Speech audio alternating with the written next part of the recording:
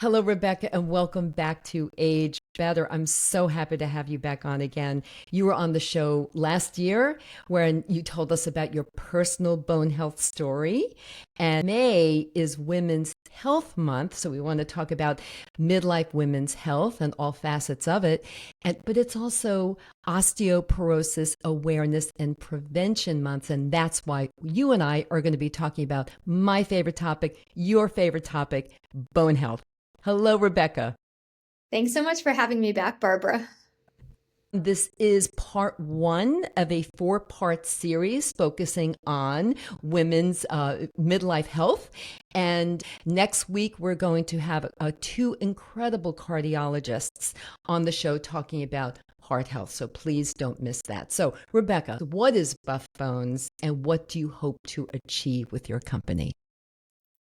Well, Buff Bones is my company, which is an exercise method and also public advocacy for bone and joint health.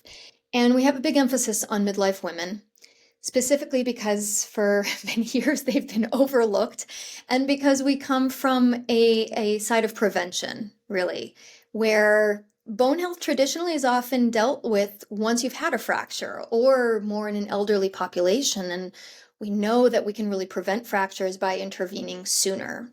And especially at midlife, as women, we can lose up to 20% of our bone mass in the first 5 to 7 years after menopause. So even before that actually is a great time to intervene. But around that time is really when we need to start paying attention to our bones. And that's how we can also be preventing fractures for the years to come.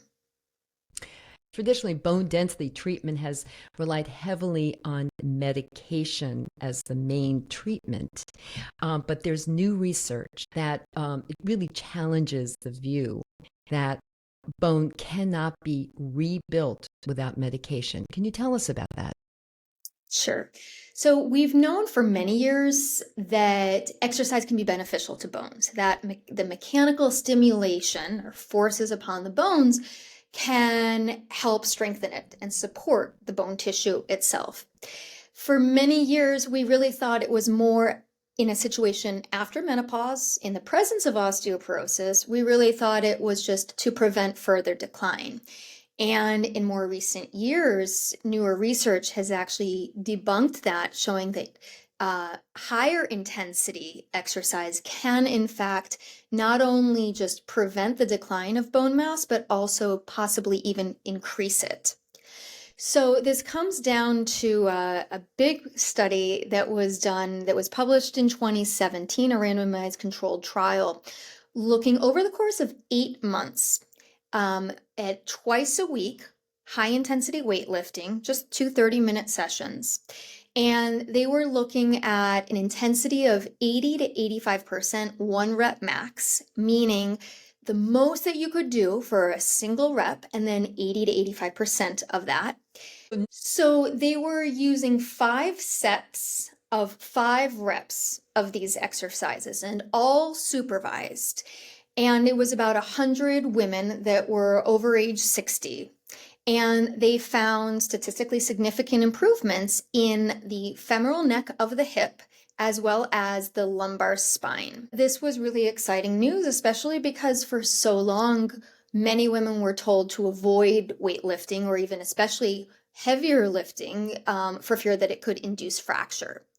Since then, there have been more studies that have been done pointing to high intensity usually as the way to improve bone density after menopause. We also need to have some more research that is parsing out the strength training versus the impact training.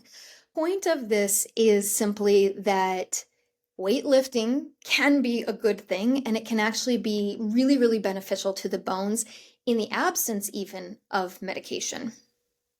A few minutes ago, you mentioned high intensity exercise and then medium intensity exercise. Can you just explain those two a little bit more? Sure.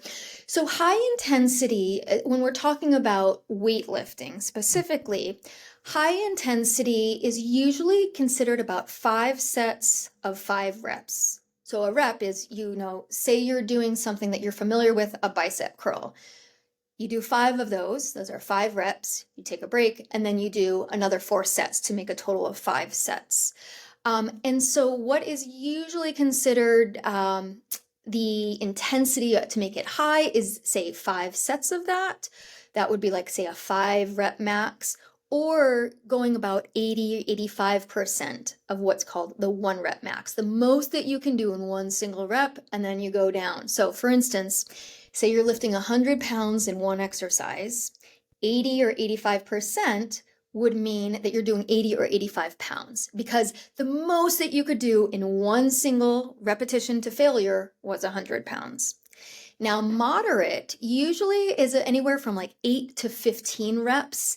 So, if you're not going to do a single 1 rep max to see what the most you can do is, you can kind of modulate it by, well, can I go about 5 and can I go more?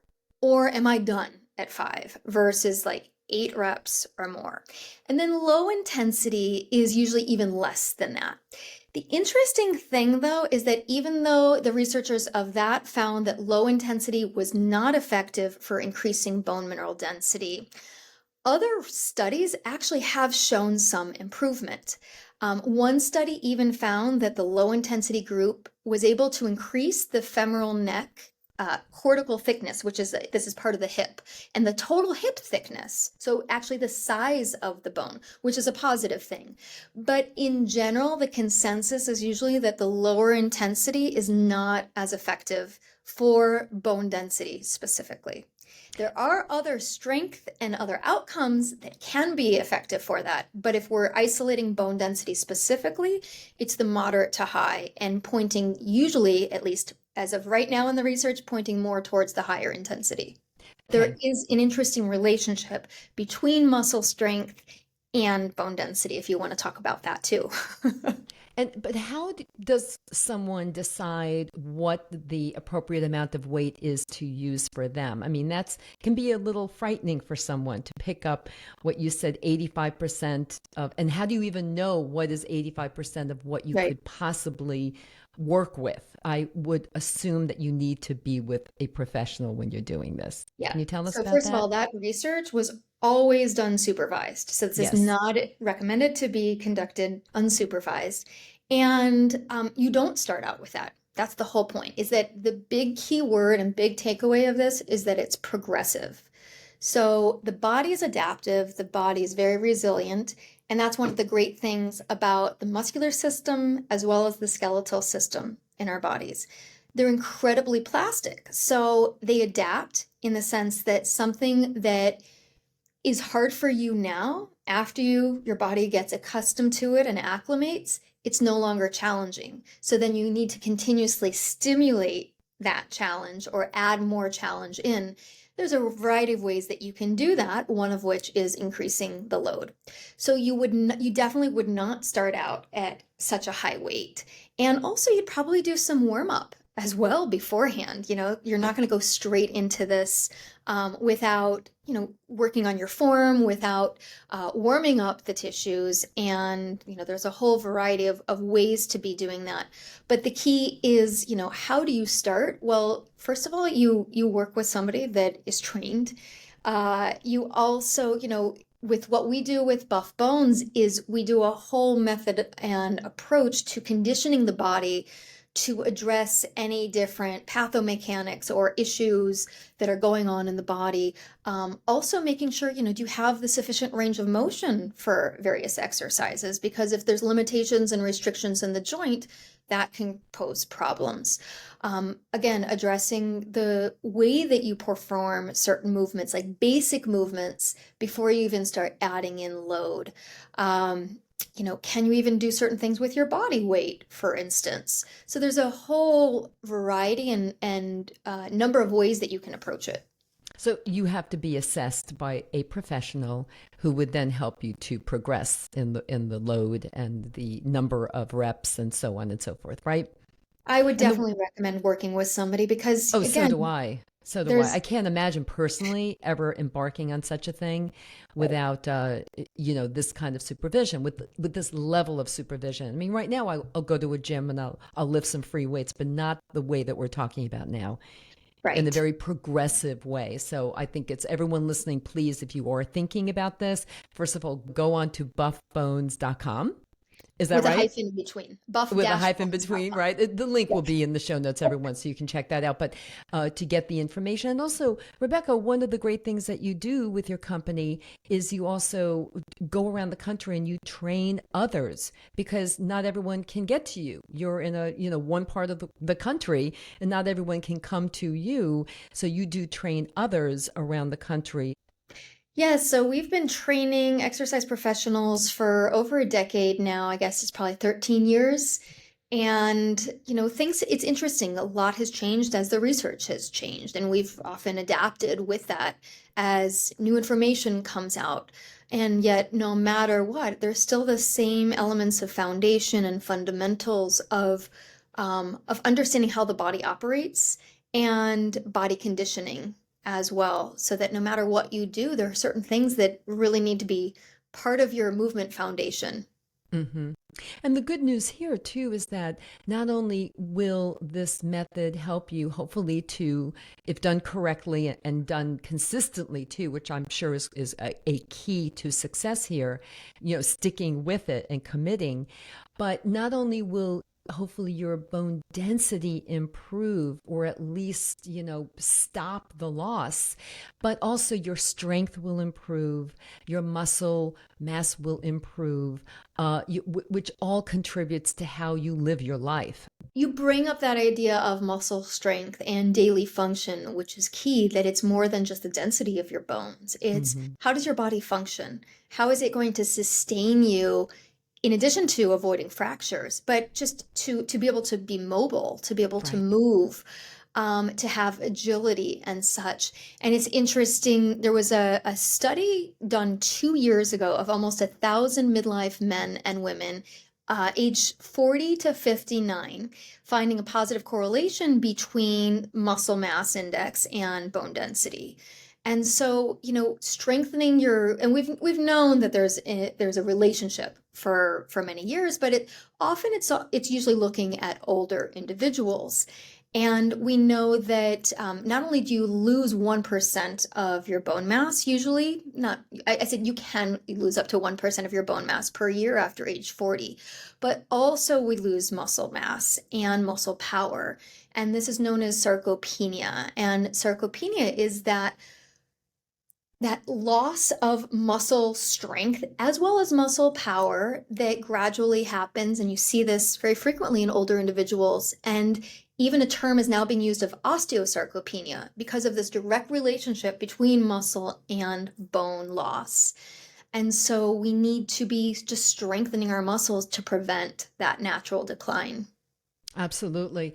And what safety precautions are necessary, would you say, Rebekah, for women, particularly those who already have been diagnosed with osteoporosis, to begin a weightlifting regimen like this? Well, this is the interesting thing, is that study that I was talking about excluded a number of different types of people, and this often is the case. So those with lower extremity injuries, or surgery or back pain, those who had a fracture in the last year, those who are taking certain bone affecting medications other than just like a osteoporosis drug. And we see this very frequently, that a lot of people in the general population are actually excluded from these studies because it complicates the data. But the problem is that's a reality of comorbidities or different conditions and injuries that a majority of people, especially over 50, tend to have.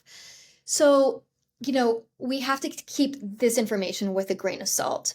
We also have to keep in mind that those with a history of fractures, especially spine fractures, should have individualized attention. And Hmm. some of the weightlifting, or maybe especially the heavy lifting, may not be appropriate for them. Hmm. Also, those, if you've had a prolapse or if you have arthritis, maybe you have certain joint laxity issues or hypermobility. It's not to say that you can't do lifting or heavy lifting, but it may have to be more personalized and structured toward you and your individual case. So I think these need to be taken into consideration.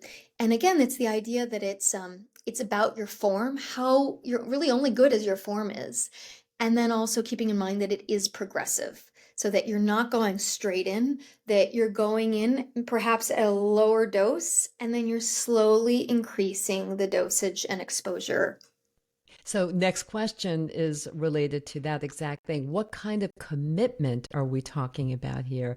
I mean, I would like to say it's got to be lifelong, which I'm sure you would agree. But what level of commitment is required for someone to see real benefits, to someone to see, to stay motivated to continue with this program? What are we looking at? Well, it is consistency. You're 100% right.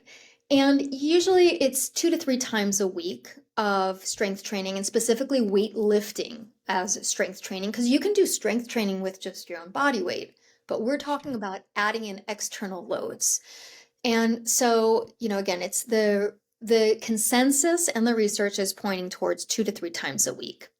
Now, that said, also there's a strong emphasis in any kind of strength training with the guidelines for osteoporosis toward things that also include not only the weight bearing, but also strengthening for the abdominals, the back extensors, especially for the spine, elements for the hips. But I feel that even if you're only doing it once a week, that's still better than nothing. So I think one of the big challenges that people get into is the fear of commitment. Whether it's, oh, I have to do this much. Well, I'm not even going to do it at all. And I want to try and break that barrier. If you can even do it once a week, great. Something still is better than nothing. So Mhm. try not to get into the all or nothing mindset, especially if there are barriers. And I'm working with a physical therapist for our upcoming Bone Health and Osteoporosis ISO conference we're talking about. And we're also talking about one of the things that has to do with social barriers to health. And so there are limitations that are in place and barriers to access that may be issues that we're not acknowledging. So I want to acknowledge and hold space for everybody, that it may not be an option for everybody to hire a personal trainer or to have a gym membership in order to get the kind of loads that you may not be able to access at home. But still, there are things that you can be doing, and maybe it's not going to increase your bone density, but maybe it will mitigate bone loss, and Right. it'll improve your balance, and it'll improve your function. It'll improve other aspects of strength and muscle strength. So keeping in mind the entire picture, so that we don't say, oh, well, this is not an option for me. Never mind, I'm not going to do anything. Right. And thank you for pointing that out. I'd like to use me as a really good example of exactly that. When I discovered I had low bone density after I broke my arm just taking a walk, when I turned 50, and that was 17 years ago, of course, I got my first bone density test, and that's when I discovered, where I was in that spectrum.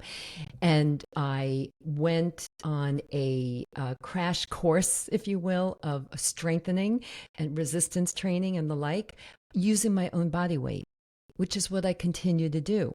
So, what we're talking about, squats and push up and the plank, really, those three are, with some occasional free weights thrown in for good measure when I go to a gym. But I'm primarily a runner, so I do these other things to supplement that. But what I've discovered is 17 years later, and I do get a bone density test every 2 years now, and I just had one less than a year ago, actually 6 months ago. And I have, as you said, I've maintained my bone density. I have not lost anymore. So it's been successful for what it is. And I haven't had to commit to going to a gym. That's only very occasionally. It's been wherever, whenever I want. And it really is very accessible. And that's something I really talk a lot about. And so thank you for bringing that up. Rebekah, what do you see? I mean, you're totally in this field. You're looking at the research all the time. What do you see happening? Anything coming down the pike in terms of new research or new ways of doing things? Or is this really at the moment for you, the non medicine a treatment, the best non-medicine treatment that there is right now is this kind of exercise. Well, there is an interesting study that we won't have the data from for a couple of years, but it will be very interesting to see what their findings are as they do more of a head-to-head of the moderate versus the high intensity. There's there of the weightlifting, I should say Yes. Yes. specifically. Also, looking at strength training versus impact. That the big study I was mentioning used a combination of both. Well, we can't really parse out which was more effective. And do we need to? Maybe, maybe not. But it's also interesting, and that's what scientists do like to do, is to identify what is the key factor, right? So I think we will have more information in the coming years about the relevance of one versus the other. So far, it seems that the quality of data on impact is not as beneficial as Excuse me, I want to just training. interrupt you for a minute. Explain what impact is. Does that mean jumping jacks, doing burpees? Is that the kind of impact you're talking about? Yes, Okay. but let me specify even more. High impact would be jumping. Low impact would be just stomping your feet.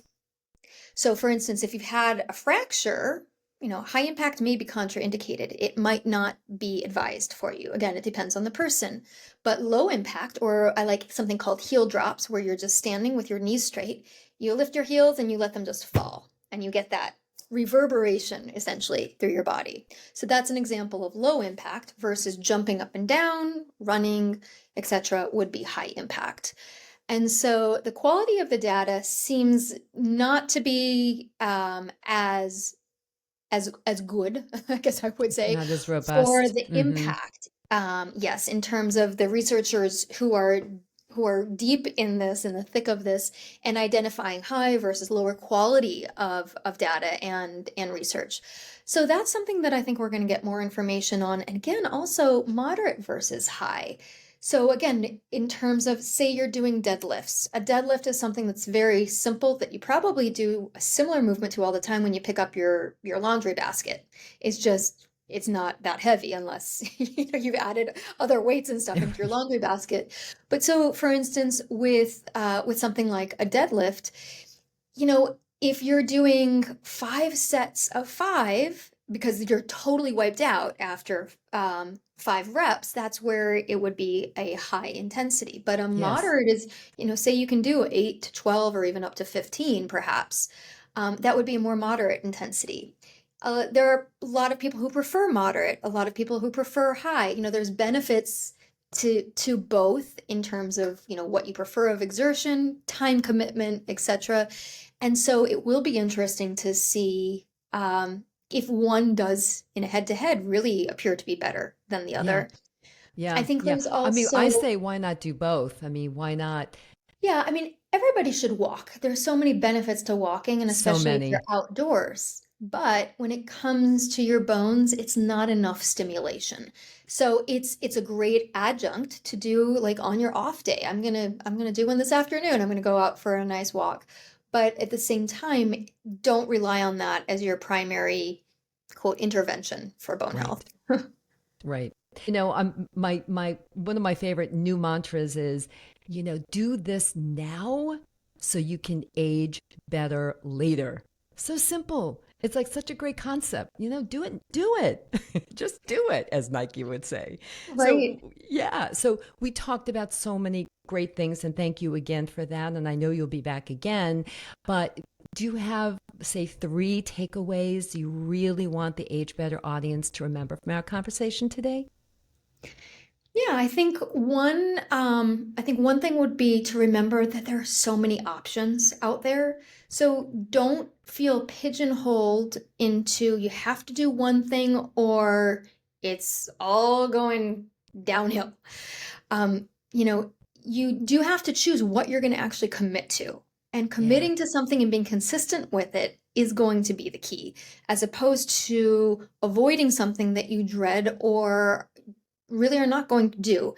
So know that options are available. There are a number of options.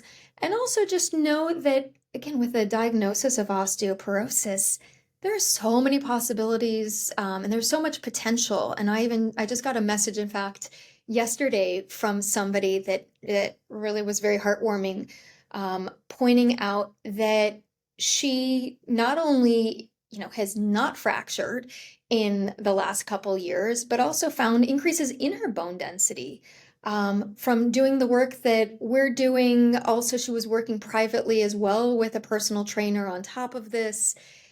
She did also go in and choose to do medication. But, you know, whether you choose medication or not, there's absolutely no medication that will maintain or build muscle strength. No medication that will help you with your balance, that will help you avoid stiffness and discomfort that comes from just getting older. And that's not referring to, just joint pain of estrogen deficiency or estrogen loss. I'm talking about just stiffness that Right. happens. And No boy, matter do I what have we that. Yeah, we have to be active. So, just know that there's so many possibilities and so many options that you have, and there's always hope that you're not doomed to fracture. And taking care of your body physically is one of the best things you can also do mentally as well. Yes. And I'm so glad that you said that before. Sure, a medication can help you with your bone loss for sure. We know that's proven for many, many people. However, by doing these other things, by moving your body in the ways that we've been talking about all this time, will not only benefit your bones, but your muscles, as we said, and also probably help manage your weight, increase a good mood, and we know this to be true from recent studies that this specific kind of exercise, strength training and weightlifting, benefits your brain in major, major ways. And of course, your heart, I mean, your whole body benefits when you exercise. So, It's again, multi-systemic. I mean, literally every system of your body benefits from physical activity. And it's one of the best things that you can do, as we were saying, mentally as well. So, absolutely. invest in yourself. Invest in yourself so you can age better later. That's what I say. Rebekah, thank you so much for coming on. I know you'll be back, and I'm looking forward to it. And thank you for joining me during Women's Health Month, focusing on midlife women's health, which is what we're doing. And remember, everyone, that next week we have two just incredible cardiologists, Dr. Stacy Rosen, Dr. Jennifer Ramirez. They're both from the Northwell Health System in New York City, and they are senior cardiologists, been doing this for decades, and you will thoroughly enjoy listening to them. So thank you again for joining me, Rebekah, and thank you again for joining me today, everyone. Talk to you soon.